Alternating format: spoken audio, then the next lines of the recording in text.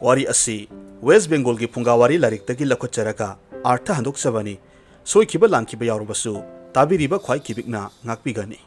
haujik taminarasi West Bengal ki Phunga Wari Brahmangi LAIBAK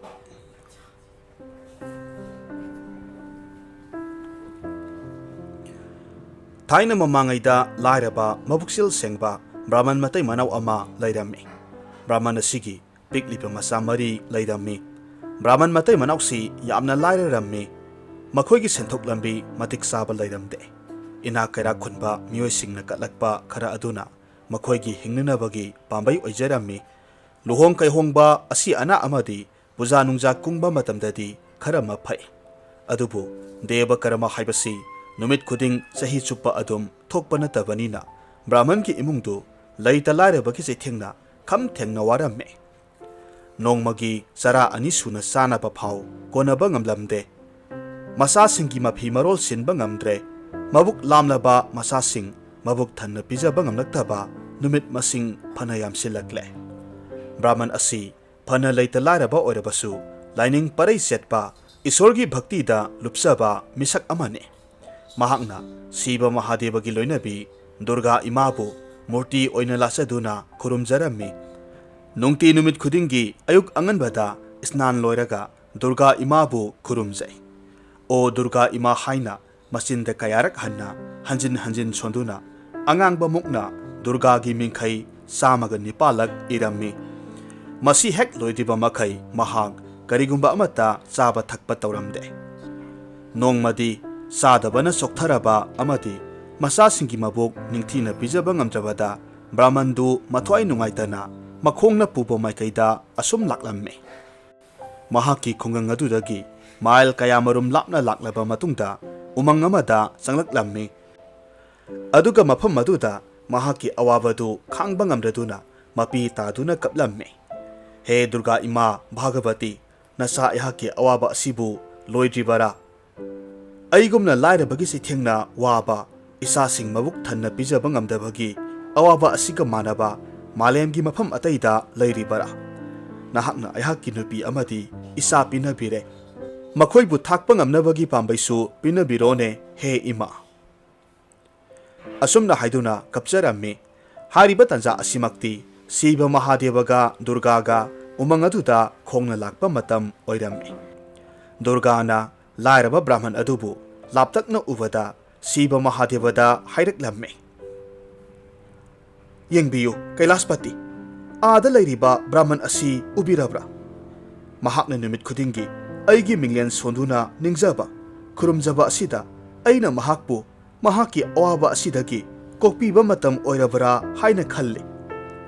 ibungo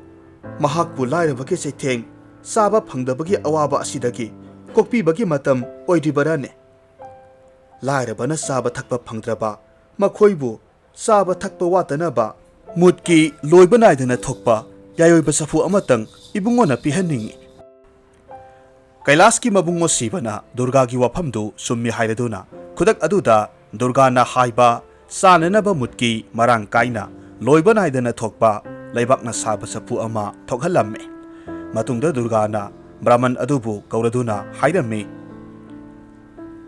He Brahman nahakna aibu numit khudingi sonjaba aibu ningjaba aina tare haujikti nahaki awaba koklagani se lauro aina piriba safu ase asamba safu natte yayoiba safuni safu asi mathak makha onthoklaga nikpa matamda ahawba mutki loiba naidana tarakani aduga amok hanagumna niyam sumna thamlabadi mutki thorakpa lepkhigani masina nahak amadi nahaki imung manung saba thakpa watlaroi masita natana nahakna safu asigi matengna hawraba mutki yonduna nahaki awat apa menba yaragani Durga na pinabiba mamal naidraba adugumba safu ama phangjaba aduda Brahman adu asuki matik harawramme Durga bu khurumjaduna laibaki safudu makhutna chetna paiduna mayum maikai panglakle khara chatlaga mahak aram khawrangba phawraklamme amasung safu adugi matik mayaidu sangyeng tawninglammi maram aduna mahakna safu adu mathak makha onthoktuna nikpa matamdadi hawraba mutki jara jara haitharaklamme ꯆꯐꯨꯗꯨ ꯍꯥꯟꯅꯒꯨꯝ ꯑꯃꯨꯛ ꯑꯣꯟꯊꯣꯛꯇꯨꯅ ꯊꯝꯃꯤ ꯑꯗꯨꯒ ꯍꯥꯎꯔꯒꯗꯕ ꯃꯨꯠꯀꯤꯗꯨ ꯃꯍꯥꯛꯅ ꯌꯣꯝꯁꯤꯜꯂꯝꯃꯤ ꯃꯍꯥꯛꯅ ꯃꯇꯣꯝꯇ ꯍꯥꯏꯖꯔꯝꯃꯤ ꯑꯩ ꯉꯁꯤꯒꯤ ꯁ꯭ꯅꯥꯟ ꯇꯧꯗ꯭ꯔꯤ ꯏꯃꯥ ꯗꯨꯔꯒꯥꯒꯤ ꯃꯤꯡꯈꯩ ꯁꯣꯟꯗ꯭ꯔꯤ ꯑꯗꯨꯅ ꯃꯨꯠꯀꯤꯁꯤ ꯌꯣꯝꯁꯤꯜꯂꯒ ꯍꯦꯛꯇꯃꯛ ꯄꯨꯔꯒꯦ ꯍꯣꯔꯦꯟ ꯆꯥꯔꯒꯦ ꯃꯍꯥꯛꯅ ꯑꯁꯨꯝ ꯂꯥꯛꯄ ꯃꯇꯝꯗ ꯑꯅꯛꯄꯗ ꯃꯤꯊꯨꯡꯁꯪ ꯑꯃꯈꯛ ꯎꯔꯝꯃꯤ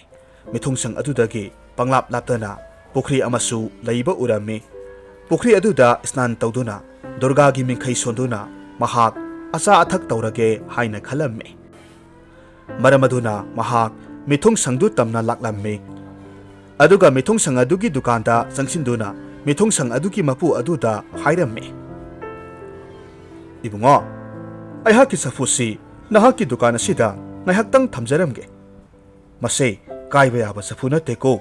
ꯆꯦꯛꯁꯤꯟꯅ ꯊꯝꯕꯤꯔꯝꯃꯨ ꯑꯩ ꯄꯨꯈ꯭ꯔꯤ ꯑꯁꯤꯗ ꯁ꯭ꯅꯥꯟ ꯖꯇ꯭ꯔꯥ ꯇꯧꯔꯨꯈꯤꯒꯦ ꯑꯁꯨꯝꯅ ꯍꯥꯏꯔꯝꯂꯒ ꯕ꯭ꯔꯥꯍꯃꯟꯗꯨ ꯄꯨꯈ꯭ꯔꯤꯗꯨ ꯇꯝꯅ ꯆꯠꯈ꯭ꯔꯦ ꯃꯤꯊꯨꯡꯁꯪ ꯃꯄꯨ ꯑꯗꯨꯅ ꯈꯜꯂꯤ ꯏꯆꯝ ꯆꯝꯕ ꯂꯩꯕꯥꯛꯀꯤ ꯆꯐꯨ ꯑꯁꯤꯕꯨ ꯕ꯭ꯔꯥꯍꯃꯟ ꯑꯁꯤꯅ ꯌꯥꯝꯅ ꯆꯦꯛꯁꯤꯟꯅ ꯊꯝꯕꯤꯌꯨ ꯍꯥꯏꯅ ꯍꯥꯏꯔꯝꯂꯤꯕ ꯑꯁꯤꯕꯨ ꯀꯔꯤ ꯃꯔꯝ ꯂꯩꯕꯖꯥꯠꯅꯣ ꯆꯐꯨ ꯑꯁꯤꯗ ꯃꯔꯨ ꯑꯣꯏꯕ ꯑꯇꯥꯡꯕ ꯄꯣꯠꯁꯛ ꯑꯃ ꯁꯣꯏꯗꯅ ꯌꯥꯎꯔꯝꯕ ꯌꯥꯏ ꯑꯗꯨ ꯅꯠꯇ꯭ꯔꯒꯕꯨ ꯌꯥꯝꯅ ꯆꯦꯛꯁꯤꯟꯅ ꯍꯥꯏꯔꯝꯈꯤꯒꯗ꯭ꯔꯥ ꯃꯍꯥꯛꯀꯤ ꯂꯥꯡꯇꯛꯅꯕ ꯑꯁꯨꯝ ꯍꯦꯟꯒꯠꯂꯛꯂꯝꯃꯤ ꯃꯔꯝ ꯑꯗꯨꯅ ꯃꯍꯥꯛꯅ ꯆꯐꯨ ꯑꯗꯨꯒꯤ ꯃꯅꯨꯡꯗ ꯀꯔꯤ ꯌꯥꯎꯔꯤꯕꯒꯦ ꯍꯥꯏꯅ ꯌꯦꯡꯂꯝꯃꯤ ꯆꯐꯨ ꯃꯅꯨꯡꯗ ꯀꯔꯤꯁꯨ ꯌꯥꯎꯗꯕ ꯑꯗꯨꯗ ꯆꯐꯨꯗꯨ ꯊꯥꯡꯒꯠꯇꯨꯅ ꯌꯦꯡꯂꯝꯃꯤ ꯑꯗꯨꯝꯅ ꯇꯧꯕꯗꯨꯗ ꯆꯐꯨꯗꯨ ꯃꯊꯛ ꯃꯈꯥ ꯑꯣꯟꯊꯣꯛꯇꯨꯅ ꯍꯦꯛ ꯅꯤꯛꯂꯨꯔꯦ ꯃꯇꯝ ꯑꯗꯨꯗ ꯑꯇꯠ ꯑꯈꯝ ꯂꯩꯇꯅ ꯃꯨꯠꯀꯤ ꯖꯔ ꯖꯔ ꯍꯩꯊꯔꯛꯂꯝꯃꯤ ꯃꯤꯊꯨꯡꯁꯪ ꯃꯄꯨꯗꯨ ꯉꯛꯄꯅ ꯈꯝ ꯊꯦꯡꯂꯝꯃꯤ ꯃꯍꯥꯛꯅ ꯃꯍꯥꯛꯀꯤ ꯅꯨꯄꯤ ꯑꯉꯥꯡ ꯀꯧꯔꯝꯃꯤ ꯑꯗꯨꯒ ꯑꯉꯛꯄ ꯊꯧꯗꯣꯛ ꯑꯗꯨ ꯌꯦꯡꯍꯜꯂꯝꯃꯤ ꯃꯇꯩ ꯃꯅꯥꯎ ꯑꯗꯨꯅ ꯆꯐꯨ ꯌꯥꯏꯑꯣꯏꯕꯗꯨ ꯃꯈꯣꯏ ꯂꯧꯍꯧꯔꯁꯤ ꯑꯗꯨꯒ ꯃꯗꯨꯒ ꯆꯞ ꯃꯥꯟꯅꯕ ꯑꯃ ꯄꯤꯈ꯭ꯔꯁꯤ ꯍꯥꯏꯅ ꯈꯟꯅꯔꯝꯃꯤ ꯑꯁꯣꯝꯗ ꯕ꯭ꯔꯥꯍꯃꯟ ꯑꯗꯨꯁꯨ ꯏꯔꯨꯖ ꯃꯥꯏꯊꯖꯕ ꯂꯣꯏꯔꯗꯨꯅ ꯃꯐꯤ ꯃꯔꯣꯜ ꯏꯆꯣꯠ ꯆꯣꯠꯅ ꯀꯥꯔꯛꯂꯝꯃꯤ ꯃꯆꯤꯟꯗꯒꯤ ꯕꯦꯗꯒꯤ ꯋꯥꯍꯩꯁꯤꯡ ꯁꯣꯜꯂꯝꯃꯤ ꯑꯗꯨꯒ ꯆꯦ ꯑꯃꯗ ꯃꯨꯛ ꯑꯉꯥꯡꯕꯅ ꯗꯨꯔꯒꯥꯒꯤ ꯃꯤꯡ 109ꯂꯛ ꯁꯣꯟꯗꯨꯅ ꯏꯔꯝꯃꯤ ꯃꯗꯨ ꯂꯣꯏꯔꯕ ꯃꯇꯨꯡꯗ ꯉꯁꯥꯏ ꯃꯍꯥꯛꯅ ꯌꯣꯝꯁꯤꯟꯈꯤꯕ ꯃꯨꯠꯀꯤꯗꯨ ꯄꯨꯊꯣꯛꯇꯨꯅ ꯆꯥꯔꯝꯃꯤ ꯑꯔꯥꯝ ꯈꯧꯔꯥꯡꯕ ꯀꯣꯛꯂꯕ ꯃꯇꯨꯡꯗ ꯃꯤꯊꯨꯡꯁꯪ ꯃꯄꯨ ꯑꯗꯨꯗ ꯃꯍꯥꯛꯀꯤ ꯆꯐꯨꯗꯨ ꯄꯤꯔꯣ ꯍꯥꯏꯔꯝꯃꯤ ꯃꯤꯊꯨꯡꯁꯪ ꯃꯄꯨ ꯑꯗꯨꯅ ꯍꯥꯏꯔꯝꯃꯤ ꯕ꯭ꯔꯥꯍꯃꯟ ꯏꯕꯨꯡꯉꯣ ꯅꯍꯥꯛꯀꯤ ꯆꯐꯨꯗꯨ ꯁꯤꯗ ꯂꯩꯔꯦ ꯀꯅꯥ ꯑꯃꯠꯇꯅ ꯁꯣꯛꯄ ꯈꯣꯠꯄ ꯇꯧꯗꯦ ꯃꯁꯤ ꯂꯧꯕꯤꯔꯣ ꯆꯐꯨꯗꯨ ꯄꯨꯔꯒ ꯃꯍꯥꯛ ꯃꯌꯨꯝꯗ ꯍꯜꯂꯛꯂꯦ ꯕ꯭ꯔꯥꯍꯃꯟ ꯑꯗꯨꯅ ꯂꯝꯕꯤꯗ ꯈꯜꯂꯤ ꯑꯩꯁꯤ ꯀꯌꯥꯗ ꯂꯥꯏꯕꯛ ꯐꯔꯕꯅꯣ ꯏꯆꯥꯁꯤꯡꯗꯨ ꯍꯣꯔꯦꯟꯗꯒꯤꯗꯤ ꯃꯕꯨꯛ ꯊꯟꯅ ꯆꯥꯕ ꯐꯪꯂꯒꯅꯤ ꯁꯤꯗꯒꯤꯗꯤ ꯑꯩꯍꯥꯛ ꯂꯥꯏꯔꯕ ꯀꯣꯛꯂꯒꯅꯤ ꯑꯁꯨꯝꯅ ꯑꯁꯥ ꯑꯃꯒ ꯂꯣꯏꯅꯅ ꯂꯥꯛꯄ ꯑꯁꯤꯗ ꯂꯝꯁꯥꯡ ꯂꯥꯛꯄꯒꯤ ꯑꯋꯥꯕ ꯐꯥꯎꯔꯝꯗꯦ ꯃꯌꯨꯝ ꯍꯦꯛ ꯌꯧꯕꯒ ꯃꯍꯥꯛꯅ ꯃꯍꯥꯛꯀꯤ ꯅꯨꯄꯤ ꯑꯉꯥꯡꯕꯨ ꯀꯧꯊꯣꯛꯂꯝꯃꯤ ꯑꯗꯨꯒ ꯍꯥꯏꯔꯝꯃꯤ ꯃꯃꯥ ꯌꯦꯡꯉꯨ ꯑꯩꯅ ꯄꯨꯔꯛꯂꯤꯕꯁꯦ ꯏꯆꯝ ꯆꯝꯕ ꯆꯐꯨ ꯅꯠꯇꯦꯅꯦꯍꯦ ꯍꯧꯖꯤꯛꯇꯤ ꯑꯩꯈꯣꯏ ꯂꯥꯏꯔꯕ ꯀꯣꯛꯂꯒꯗꯕꯅꯤꯅꯦ ꯆꯐꯨꯁꯦ ꯃꯊꯛ ꯃꯈꯥ ꯑꯣꯟꯊꯣꯛꯂꯒ ꯅꯤꯛꯄꯗ ꯑꯇꯠ ꯑꯈꯝ ꯂꯩꯇꯅ ꯃꯨꯠꯀꯤ ꯇꯥꯔꯛꯀꯗꯧꯔꯤꯕꯅꯤ ꯌꯦꯡꯉꯨ ꯋꯥꯐꯝꯗꯨ ꯇꯥꯕꯗ ꯕ꯭ꯔꯥꯍꯃꯟꯒꯤ ꯅꯨꯄꯤ ꯑꯗꯨꯅ ꯃꯍꯥꯛꯀꯤ ꯃꯄꯨꯔꯣꯏꯕꯁꯤ ꯉꯥꯎꯔꯕ꯭ꯔꯥ ꯍꯥꯏꯅ ꯈꯜꯂꯝꯃꯤ ꯕ꯭ꯔꯥꯍꯃꯟ ꯑꯗꯨꯅ ꯆꯐꯨꯗꯨ ꯃꯊꯛ ꯃꯈꯥ ꯑꯣꯟꯊꯣꯛꯇꯨꯅ ꯅꯤꯛꯄ ꯃꯇꯝꯗꯗꯤ ꯀꯔꯤꯒꯨꯝꯕ ꯑꯃꯠꯇ ꯇꯥꯔꯛꯂꯝꯗꯦ ꯃꯗꯨꯗ ꯕ꯭ꯔꯥꯍꯃꯅꯤ ꯑꯗꯨꯅ ꯃꯍꯥꯛꯅ ꯈꯜꯂꯤꯕꯗꯨꯃꯛ ꯆꯨꯝꯂꯦ ꯃꯍꯥꯛꯀꯤ ꯅꯨꯄꯥ ꯑꯁꯤ ꯂꯩꯇ ꯂꯥꯏꯔꯒꯤ ꯋꯥꯈꯜꯗ ꯉꯥꯎꯔꯦ ꯍꯥꯏꯅ ꯈꯟꯖꯔꯝꯃꯤ ꯕ꯭ꯔꯥꯍꯃꯟ ꯑꯗꯨ ꯋꯥꯈꯜ ꯉꯥꯏꯍꯥꯛ ꯆꯃꯝꯅꯩ ꯈꯟꯊꯔꯨꯕ ꯃꯤꯠꯀꯨꯞꯇ ꯃꯤꯊꯨꯡꯁꯪ ꯑꯗꯨꯒꯤ ꯃꯄꯨ ꯑꯗꯨꯅ ꯃꯍꯥꯛꯀꯤ ꯆꯐꯨꯁꯤ ꯃꯍꯨꯠ ꯁꯤꯟꯗꯣꯛꯅꯈꯤꯕ ꯁꯣꯏꯗꯅ ꯑꯣꯏꯒꯅꯤ ꯍꯥꯏꯅ ꯈꯜꯂꯝꯃꯤ ꯃꯔꯝ ꯑꯗꯨꯅ ꯃꯊꯪꯒꯤ ꯅꯨꯃꯤꯠꯇ ꯃꯍꯥꯛ ꯃꯤꯊꯨꯡꯁꯪꯗꯨ ꯇꯝꯅ ꯆꯠꯂꯝꯃꯤ ꯑꯗꯨꯒ ꯃꯍꯥꯛꯀꯤ ꯆꯐꯨꯗꯨ ꯄꯤꯌꯨ ꯍꯥꯏꯅ ꯍꯥꯏꯔꯝꯃꯤ ꯋꯥꯐꯝꯗꯨ ꯇꯥꯕꯗ ꯃꯤꯊꯨꯡꯁꯪ ꯑꯗꯨꯒꯤ ꯃꯄꯨ ꯑꯗꯨꯅ ꯁꯥꯎꯅ ꯃꯍꯥꯛꯄꯨ ꯍꯨꯔꯥꯟꯕꯁꯤ ꯍꯥꯏꯗꯨꯅ ꯕ꯭ꯔꯥꯍꯃꯟ ꯑꯗꯨ ꯇꯥꯟꯊꯣꯔꯛꯂꯝꯃꯤ ꯕ꯭ꯔꯥꯍꯃꯟꯗꯨ ꯋꯥꯈꯜ ꯅꯨꯡꯉꯥꯏꯔꯝꯗꯦ ꯃꯍꯥꯛꯅ ꯎꯃꯪ ꯑꯗꯨꯗ ꯑꯃꯨꯛ ꯍꯟꯅ ꯆꯠꯇꯨꯅ ꯗꯨꯔꯒꯥ ꯏꯃꯥꯒ ꯊꯦꯡꯅꯔꯒꯦ ꯍꯥꯏꯅ ꯈꯜꯂꯝꯃꯤ ꯎꯃꯪ ꯌꯧꯕꯒ ꯁꯤꯕ ꯑꯃꯗꯤ ꯗꯨꯔꯒꯥꯒ ꯊꯦꯡꯅꯔꯝꯃꯤ ꯑꯗꯨꯒ ꯃꯍꯥꯛꯀꯤ ꯑꯋꯥꯕꯗꯨ ꯐꯣꯡꯗꯣꯛꯂꯝꯃꯤ ꯗꯨꯔꯒꯥꯅ ꯍꯥꯏꯔꯝꯃꯤ ꯑꯣ ꯑꯩꯅ ꯅꯪꯉꯣꯟꯗ ꯄꯤꯈꯤꯕ ꯌꯥꯏꯑꯣꯏꯕ ꯆꯐꯨꯗꯨ ꯅꯪꯉꯣꯟꯗꯒꯤ ꯅꯝꯊꯥꯛ ꯇꯧꯗꯨꯅ ꯂꯧꯕꯤꯈ꯭ꯔꯦ ꯍꯥꯏꯕ ꯐꯔꯦ ꯑꯗꯨ ꯑꯣꯏꯔꯕꯗꯤ ꯑꯇꯣꯞꯄ ꯆꯐꯨ ꯑꯃꯒ ꯄꯤꯔꯒꯦ ꯃꯁꯤ ꯅꯍꯥꯛꯅ ꯍꯩꯅ ꯁꯤꯡꯅ ꯁꯤꯖꯤꯟꯅꯧ ꯑꯁꯤ ꯍꯥꯏꯗꯨꯅ ꯗꯨꯔꯒꯥ ꯑꯃꯗꯤ ꯁꯤꯕ ꯃꯍꯥꯗꯦꯕ ꯃꯥꯡꯊꯣꯛꯈ꯭ꯔꯦ ꯕ꯭ꯔꯥꯍꯃꯟꯗꯨ ꯌꯥꯝꯅ ꯍꯔꯥꯎꯅ ꯃꯌꯨꯝ ꯃꯥꯏꯀꯩ ꯄꯥꯡꯂꯛꯈꯤ ꯂꯝꯕꯤꯗ ꯃꯍꯥꯛꯅ ꯆꯐꯨꯗꯨ ꯆꯥꯡꯌꯦꯡ ꯇꯧꯅꯤꯡꯂꯝꯃꯤ ꯃꯔꯝ ꯑꯗꯨꯅ ꯆꯐꯨꯗꯨ ꯃꯊꯛ ꯃꯈꯥ ꯑꯣꯟꯊꯣꯛꯇꯨꯅ ꯅꯤꯛꯂꯝꯃꯤ ꯑꯗꯨꯕꯨ ꯑꯉꯛꯄ ꯑꯣꯏꯈ꯭ꯔꯦ ꯆꯐꯨ ꯑꯗꯨꯗꯒꯤ ꯃꯩꯈꯨ ꯃꯌꯥꯝ ꯊꯣꯛꯂꯛꯇꯨꯅ ꯃꯁꯤꯡ ꯌꯥꯝꯈ꯭ꯔꯕ ꯚꯨꯠ ꯄ꯭ꯔꯦꯠ ꯊꯣꯔꯛꯂꯝꯃꯤ ꯑꯗꯨꯒ ꯕ꯭ꯔꯥꯍꯃꯟ ꯑꯗꯨꯕꯨ ꯐꯨꯕ ꯃꯁꯝ ꯃꯅꯥ ꯃꯐꯤ ꯃꯔꯣꯜꯗ ꯆꯤꯡꯕ ꯍꯧꯔꯛꯂꯝꯃꯤ ꯑꯀꯤꯕ ꯁꯛꯇꯝꯗꯨ ꯎꯕꯗ ꯕ꯭ꯔꯥꯍꯃꯟ ꯑꯗꯨꯗꯤ ꯁ꯭ꯋꯥꯏ ꯂꯥꯎꯔꯝꯃꯤ ꯌꯥꯝꯅ ꯊꯨꯅ ꯆꯐꯨꯗꯨ ꯑꯣꯟꯊꯣꯛꯇꯨꯅ ꯅꯤꯌꯝ ꯆꯨꯝꯅ ꯊꯝꯃꯤ ꯑꯗꯨꯒ ꯐꯤꯅ ꯀꯨꯞꯁꯤꯜꯂꯤ ꯈꯨꯗꯛꯇ ꯚꯨꯠ ꯄ꯭ꯔꯦꯠ ꯃꯌꯥꯝꯗꯨ ꯃꯥꯡꯈꯤꯔꯝꯃꯤ ꯃꯍꯥꯛꯅ ꯈꯜꯂꯤ ꯃꯁꯤꯒꯤ ꯆꯐꯨ ꯑꯁꯤꯗꯤ ꯃꯤꯊꯨꯡꯁꯪ ꯃꯄꯨ ꯑꯗꯨꯕꯨ ꯄꯔꯥ ꯑꯃ ꯇꯝꯕꯤꯅꯕ ꯄꯤꯕꯤꯔꯛꯄ ꯆꯐꯨꯅꯤ ꯃꯔꯝ ꯑꯗꯨꯅ ꯃꯍꯥꯛ ꯃꯤꯊꯨꯡꯁꯪ ꯑꯗꯨꯗ ꯑꯃꯨꯛ ꯍꯟꯅ ꯂꯥꯛꯇꯨꯅ ꯃꯤꯊꯨꯡꯁꯪ ꯃꯄꯨ ꯑꯗꯨꯗ ꯆꯐꯨꯗꯨ ꯄꯤꯔꯒ ꯆꯦꯛꯁꯤꯟꯅ ꯊꯝꯕꯤꯌꯨ ꯑꯩ ꯄꯨꯈ꯭ꯔꯤ ꯑꯁꯤꯗ ꯁ꯭ꯅꯥꯟ ꯇꯧꯔꯨꯈꯤꯒꯦ ꯍꯥꯏꯔꯝꯂꯒ ꯕ꯭ꯔꯥꯍꯃꯟꯗꯨ ꯄꯨꯈ꯭ꯔꯤ ꯇꯝꯅ ꯆꯠꯈꯤ ꯃꯤꯊꯨꯡꯁꯪ ꯃꯄꯨꯗꯨ ꯍꯟꯗꯛꯁꯨ ꯕ꯭ꯔꯥꯍꯃꯟ ꯑꯗꯨꯅ ꯌꯥꯏ ꯆꯦꯟꯕ ꯆꯐꯨ ꯑꯃ ꯄꯨꯔꯒ ꯂꯥꯛꯄꯗꯨꯗ ꯌꯥꯝꯅ ꯍꯔꯥꯎꯔꯝꯃꯤ ꯃꯍꯥꯛꯅ ꯃꯍꯥꯛꯀꯤ ꯅꯨꯄꯤ ꯑꯉꯥꯡꯁꯤꯡꯕꯨ ꯀꯧꯗꯨꯅ ꯍꯥꯏꯔꯝꯃꯤ ꯅꯨꯄꯤ ꯌꯦꯡꯉꯨ ꯉꯔꯥꯡ ꯑꯩꯈꯣꯏꯒꯤ ꯁꯤꯗ ꯌꯥꯏ ꯆꯐꯨ ꯄꯨꯔꯒ ꯂꯥꯛꯂꯝꯃꯤ ꯍꯥꯏꯕ ꯕ꯭ꯔꯥꯍꯃꯟ ꯑꯗꯨꯅ ꯉꯁꯤꯁꯨ ꯌꯥꯏ ꯆꯐꯨ ꯑꯃ ꯄꯨꯔꯒ ꯂꯥꯛꯂꯦꯅꯦꯍꯦ ꯍꯟꯗꯛꯇꯤ ꯆꯐꯨꯁꯤꯗꯒꯤ ꯇꯥꯔꯛꯀꯗꯧꯔꯤꯕꯁꯦ ꯃꯨꯠꯀꯤ ꯃꯥꯟꯗꯦ ꯁꯟꯗꯦꯁ ꯃꯥꯜꯂꯤꯅꯦꯍꯦ ꯂꯥꯎ ꯂꯥꯎ ꯑꯩ ꯅꯤꯛꯊꯔꯛꯀꯦ ꯄꯥꯇ꯭ꯔ ꯄꯨꯔꯒ ꯌꯥꯔꯨ ꯂꯥꯎ ꯊꯤꯟꯗꯅ ꯅꯨꯄꯥ ꯑꯗꯨꯅ ꯆꯐꯨꯗꯨ ꯇꯥꯞ ꯄꯥꯏꯈꯠꯂꯒ ꯃꯊꯛ ꯃꯈꯥ ꯑꯣꯟꯊꯣꯛꯂꯒ ꯅꯤꯛꯂꯝꯃꯤ ꯑꯗꯨꯕꯨ ꯏꯈꯪ ꯈꯪꯍꯧꯗꯅ ꯆꯐꯨꯗꯨꯗꯒꯤ ꯃꯩꯈꯨ ꯃꯌꯥꯝ ꯊꯣꯔꯛꯇꯨꯅ ꯚꯨꯠ ꯄ꯭ꯔꯦꯠ ꯃꯌꯥꯝ ꯑꯃ ꯑꯣꯟꯈ꯭ꯔꯦ ꯚꯨꯠ ꯄ꯭ꯔꯦꯠꯁꯤꯡ ꯑꯗꯨꯅ ꯃꯈꯣꯏꯕꯨ ꯂꯥꯝꯕ ꯐꯨꯕ ꯄꯣꯠ ꯆꯩ ꯊꯨꯒꯥꯏꯕ ꯌꯥꯟꯈꯥꯏꯕ ꯌꯨꯝꯗꯨ ꯊꯨꯗꯦꯛꯄ ꯍꯧꯔꯛꯂꯝꯃꯤ ꯃꯃꯩꯊꯪꯗ ꯃꯤꯊꯨꯡꯁꯪ ꯃꯄꯨ ꯑꯗꯨꯒꯤ ꯏꯃꯨꯡꯒꯤ ꯃꯤ ꯄꯨꯝꯅꯃꯛ ꯇꯞ ꯇꯥꯕ ꯃꯈꯩ ꯐꯨꯗꯦꯛꯂꯝꯃꯤ ꯌꯨꯝ ꯀꯩ ꯗꯨꯀꯥꯟ ꯄꯨꯝꯅꯃꯛ ꯑꯃꯥꯡ ꯑꯇꯥ ꯊꯣꯛꯂꯝꯃꯤ ꯃꯇꯥꯡ ꯑꯁꯤꯗ ꯕ꯭ꯔꯥꯍꯃꯟ ꯑꯗꯨꯁꯨ ꯍꯜꯂꯛꯂꯝꯃꯤ ꯁꯣꯛꯂꯕ ꯏꯃꯨꯡꯒꯤ ꯃꯤꯑꯣꯏꯁꯤꯡ ꯑꯗꯨꯅ ꯀꯟꯅ ꯍꯥꯏꯖꯕꯗꯒꯤ ꯕ꯭ꯔꯥꯍꯃꯟ ꯑꯗꯨꯅ ꯀꯟꯕꯤꯔꯝꯃꯤ ꯆꯐꯨꯗꯨ ꯆꯨꯝꯅ ꯊꯝꯗꯨꯅ ꯐꯤꯅ ꯈꯨꯝꯖꯤꯜꯂꯝꯃꯤ ꯃꯇꯝ ꯑꯗꯨꯗ ꯚꯨꯠ ꯄ꯭ꯔꯦꯠ ꯄꯨꯝꯅꯃꯛ ꯃꯥꯡꯈꯤꯔꯝꯃꯤ ꯃꯤꯊꯨꯡꯁꯪ ꯃꯄꯨ ꯑꯗꯨꯅ ꯍꯥꯟꯅꯒꯤ ꯆꯐꯨ ꯑꯗꯨꯁꯨ ꯄꯤꯊꯣꯔꯛꯂꯝꯃꯤ ꯍꯧꯖꯤꯛꯇꯤ ꯕ꯭ꯔꯥꯍꯃꯟꯗꯨ ꯆꯐꯨ ꯑꯅꯤꯃꯛ ꯄꯨꯗꯨꯅ ꯃꯌꯨꯝꯗ ꯍꯜꯂꯛꯂꯝꯃꯤ ꯃꯌꯨꯝ ꯍꯦꯛ ꯌꯧꯕꯒ ꯕ꯭ꯔꯥꯍꯃꯟ ꯑꯗꯨꯅ ꯌꯨꯝꯒꯤ ꯊꯣꯡ ꯂꯣꯟꯁꯤꯟꯗꯨꯅ ꯃꯨꯠꯀꯤ ꯊꯣꯛꯄ ꯆꯐꯨꯗꯨ ꯃꯊꯛ ꯃꯈꯥ ꯑꯣꯟꯊꯣꯛꯂꯒ ꯅꯤꯛꯂꯝꯃꯤ ꯃꯨꯠꯀꯤ ꯃꯌꯥꯝ ꯑꯃ ꯂꯦꯞꯄ ꯂꯩꯇꯅ ꯇꯥꯔꯛꯄꯗꯨ ꯎꯕꯗ ꯕ꯭ꯔꯥꯍꯃꯟꯗꯨꯒꯤ ꯅꯨꯄꯤ ꯑꯃꯗꯤ ꯃꯆꯥ ꯃꯔꯤ ꯑꯗꯨꯗꯤ ꯉꯛꯄꯅ ꯈꯝ ꯊꯦꯡꯂꯝꯃꯤ ꯑꯃꯗꯤ ꯃꯈꯣꯏ ꯌꯥꯝꯅ ꯍꯔꯥꯎꯔꯝꯃꯤ ꯃꯈꯣꯏ ꯃꯕꯨꯛ ꯄꯦꯟꯅ ꯆꯥꯕ ꯐꯪꯖꯔꯝꯃꯤ ꯌꯨꯝ ꯑꯗꯨꯗ ꯂꯩꯔꯤꯕ ꯄꯥꯇ꯭ꯔ ꯈꯨꯗꯤꯡꯃꯛ ꯆꯥꯅꯅꯕ ꯉꯥꯛꯇ ꯄꯤꯛ ꯊꯜꯂꯝꯃꯤ ꯕ꯭ꯔꯥꯍꯃꯟ ꯑꯗꯨꯅ ꯈꯜꯂꯤ ꯃꯊꯪꯒꯤ ꯅꯨꯃꯤꯠꯇꯒꯤꯗꯤ ꯃꯨꯠꯀꯤ ꯌꯣꯟꯕ ꯄꯣꯠꯐꯝ ꯑꯃ ꯍꯥꯡꯂꯒꯦ ꯍꯥꯏꯅ ꯈꯜꯂꯝꯃꯤ ꯑꯁꯨꯝꯅ ꯅꯨꯃꯤꯠ ꯈꯨꯗꯤꯡꯒꯤ ꯃꯍꯥꯛꯀꯤ ꯄꯣꯠꯐꯝ ꯑꯗꯨꯗꯒꯤ ꯃꯤ ꯀꯌꯥꯃꯔꯨꯝꯅ ꯃꯨꯠꯀꯤ ꯂꯩꯕ ꯂꯥꯛꯅꯔꯝꯃꯤ ꯍꯧꯖꯤꯛꯇꯤ ꯕ꯭ꯔꯥꯍꯃꯟꯒꯤ ꯃꯨꯠꯀꯤ ꯍꯥꯏꯗꯨꯅ ꯈꯨꯜꯗꯨ ꯁꯤꯟꯕ ꯊꯨꯡꯅ ꯃꯤꯌꯥꯝꯅ ꯁꯣꯟꯅꯔꯝꯃꯤ ꯃꯈꯣꯏꯒꯤ ꯄꯨꯟꯁꯤꯗ ꯑꯁꯨꯛ ꯍꯥꯎꯕ ꯃꯨꯠꯀꯤꯗꯤ ꯑꯃꯨꯛꯇ ꯆꯥꯈꯤꯗ꯭ꯔꯤ ꯍꯥꯏꯗꯨꯅ ꯁꯣꯟꯅꯔꯝꯃꯤ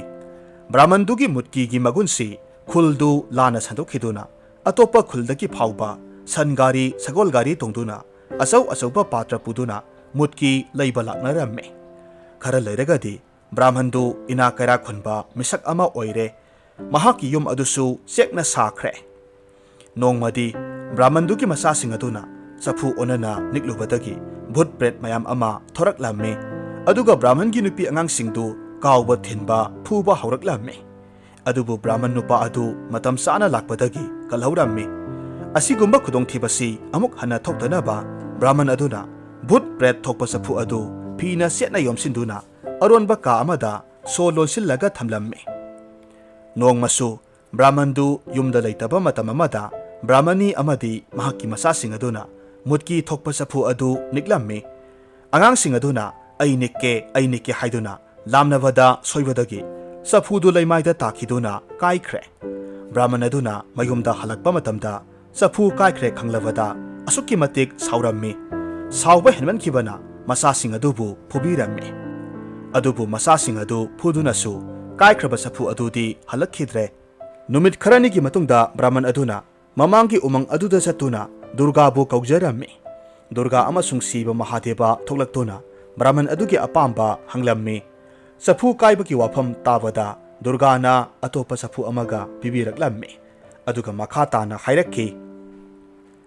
ꯍꯦ ꯕ꯭ꯔꯥꯍꯃꯟ ꯃꯁꯤ ꯂꯧꯔꯣ ꯍꯟꯗꯛꯇꯤ ꯆꯦꯛꯁꯤꯟꯅ ꯁꯤꯖꯤꯟꯅꯧ ꯀꯔꯤꯒꯨꯝꯕ ꯀꯥꯏꯈ꯭ꯔꯕꯗꯤ ꯑꯩꯅ ꯑꯇꯣꯞꯄ ꯑꯃꯃꯨꯛ ꯄꯤꯔꯔꯣꯏ ꯍꯔꯥꯎꯔꯕ ꯕ꯭ꯔꯥꯍꯃꯟ ꯑꯗꯨꯅ ꯗꯨꯔꯒꯥꯕꯨ ꯑꯃꯗꯤ ꯁꯤꯕꯕꯨ ꯈꯨꯔꯨꯝꯖꯗꯨꯅ ꯃꯌꯨꯝꯗ ꯍꯜꯂꯛꯂꯝꯃꯤ ꯃꯌꯨꯝ ꯍꯦꯛ ꯌꯧꯕꯒ yumgi thong thingjinduna safudu niklaga yengba matamdadi handakti mutki tarakhidre hauragadaba sandes makhal makhal taraklammi Brahman aduna thintadana sandes adu magi potham aduda yolammi hanagum handaksu Brahman adugi sandes adu khungang sinba thungna maming satlammi luhong kaihongba asi ana harau kumai ama thokpa matamda Brahman adudagi miyamna sandes lainarammi mitkup kangdana miyamna patra achau achauba kaya marum punaraktuna sandes leiba laknarammi haujikti Brahman du maral mathum yamna leire Brahman gi maral mathum du urubada khuldugi zamindar adudi kalakpana loikre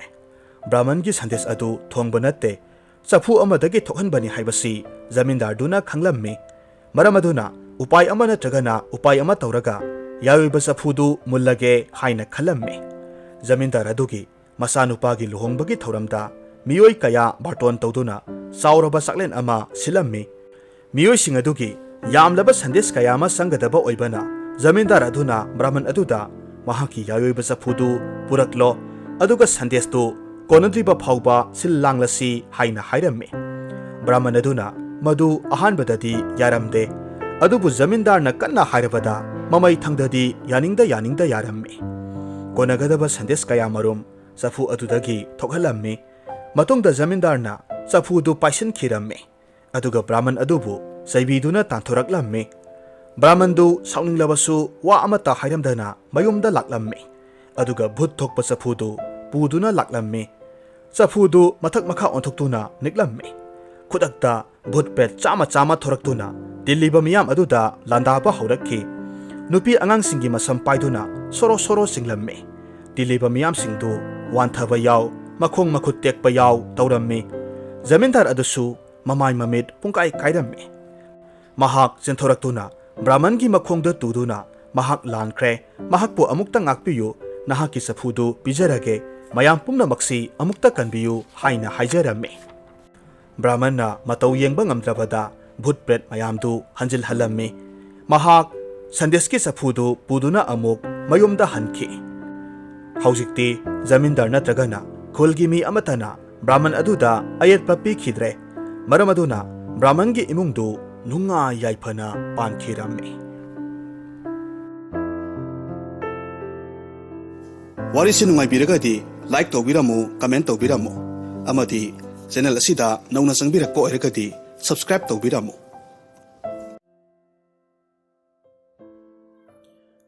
taina mamangaida umangamata lamkunu matai manauna kwak urok usai maku hariba usek marisi sak kaurammi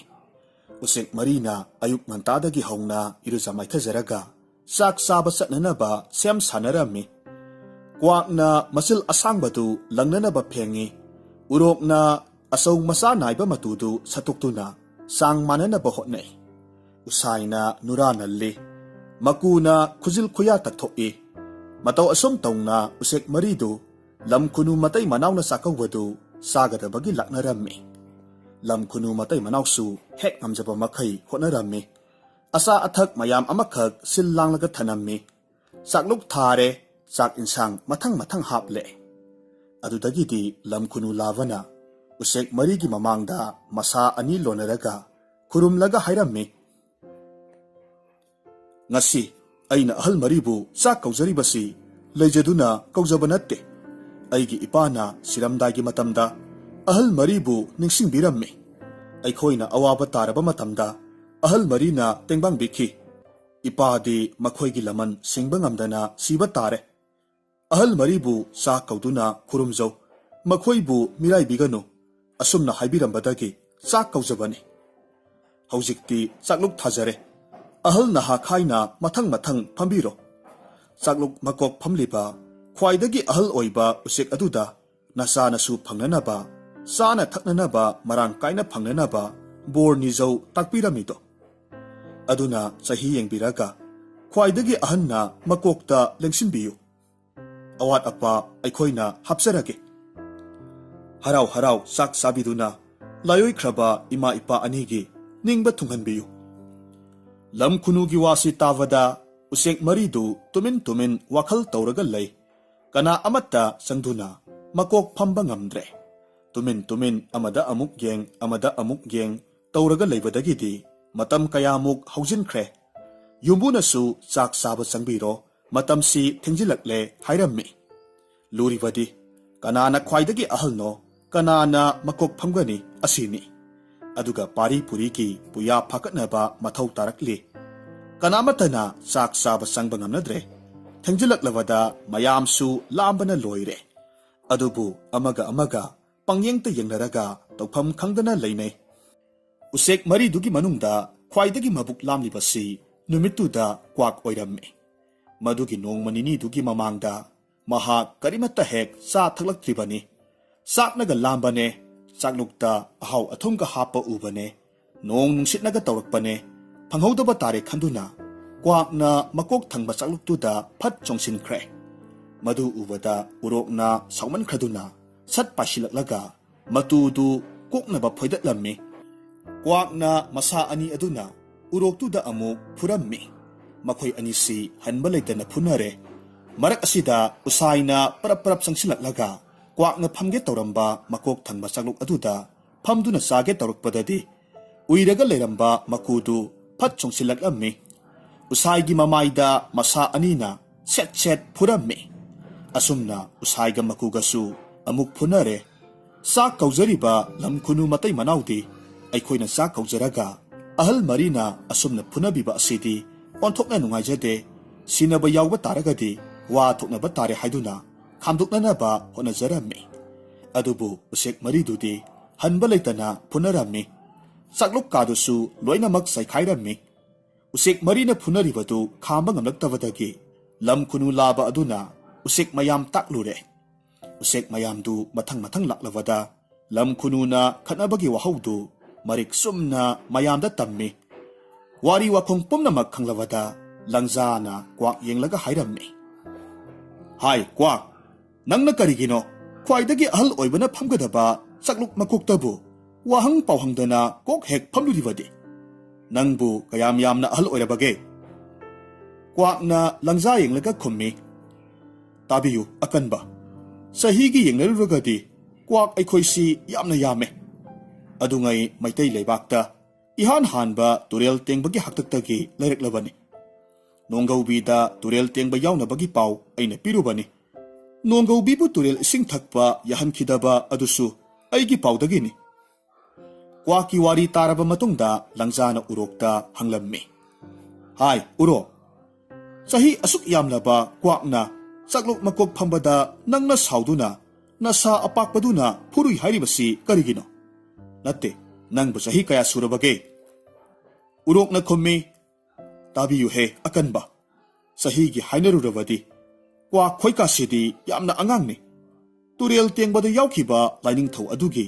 mabudaugi matamdagi aikhoidi laireklabani aihakti laining thau nongda lairen pakhangba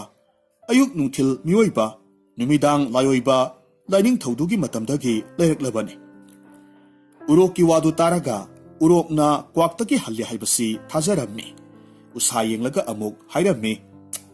hai usai nangbu sahi kaya surabage ahal lamanna makok phambada nangna sawi hairibasibo usaina hairammi ibungo athauba tabiyu sahigi wasidi kwak hoi urok hoi kasidi angangni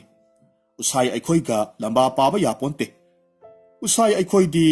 athauba sanamahi pakhangba hoina leisemba loirabada gurugia thangdagi taibang thawai mayam semnakpa matamda useki kanglupta usai aikhoise yauruklabani nongda laren pakhangba turel tengbaka haribasidi ngarangtagi wani usagi wasi tavada mafamtuda tilamba usek pumnamak pungak naknakhre ngasai makai ahal oi haribasidi kanadaba wani usaina loinamak halamledana asumna langjana khanki matungda iroi loiba oina makuda hairammi marupu uibirabra isu ibungo karino langjana mayam pumnamak sahi panaribani ngasi lamkhunu ke sakauba lakpa usek singi manungda kanana khwaidagi ahal no haiba tinaribani ahandi uibadagi wari kase amatta tabi haudrabara ahanbu sahi kaya subirabage ha Kari haiba. Asum na hairaga makuna launa hayu haina ingit taurammi. O ahanbu sahi kaya surabage. Makuna kummi. Ahan hainune, ipu hayune. Hai, nahasa. Ipa ipugi wangang sangang, lonchat bebhar kainune. Makugi wasi tavada langzana kummi. Hoi hoi, ipu kaurage. Ipugi sahibu kaya surabage. Usaina hairibadi, mana khwaidagi ahalni. Sana mahi sembada yauruklabani hairiye. Asumna harakpada makuna kummi. Kangdreda naputi. Sahi kase yamandana masinga amata ningsingdre. Hai, yengoi. Nangi usai haibududi isugisu sutang. Sutang adugisu sutang. Madudagisu sutang nine. Yamna angang orivani. Makugi wasi taruvada ngakpana. Usek maseldu amaga yengnay. Langzasu mamit lautuktuna makuda yengi. Isusa, aise, kaya amuk yamna ahal oirabage haibado haibige tazok. Mi sa usek, tawai panda pumna makpu, semi hairiba na koigi laning tau sana mahi kaunaribado. Mabu pokpa, lai pumna makisu koklen oiriba, atiya guru sidaba hairibado, aigi imakni. Aibu mana iku kauribani. Madu tavadagi lai mayamna aibu, maku guru sidabagi maku haina mingause kaunabikibani. Adudi hairodana nakoi, usaiga aiga kanana halli. Layamna adungay thonkiba aigi mingse, haujik phauba hongjibasini. Aduna sahi oina paruragadi, masing kangdre haribasini. Nakoina kaninglagana, atiya guru sidabada hangluso. Makugi marik sumlaba wari singdu taruvada, usek pumnamag tumin lainaki. Usek singna tumin sibon ngangnarami. Hoida, sakpamne mityengne nayengne, oinida mana haribase. Ngayhak lairagadi langzana makuda kurumlammi aduga haijaraki. Nanay aina kangdaduna langzakiba iral pumnamag ngakpiyo. Usek singi manungda, ipuna khwaidagi ahalni haibase. Nasusu yajare. Ngasidi ipubu nasuna chak kaujarage. Inangganda tungbiraga aigi yumda lengbiyu. Asumna haiduna langzana makubu manangganda tunghalli. Usek mayamga loinana paiki. Yumbu oiriba lamkunu matay manaudi ngaktuna adumag layhaurammi. Ngangba haibana asumba sa ihainabagum. Ngangba haiba makuna usek singi khwaigi ahal oiki.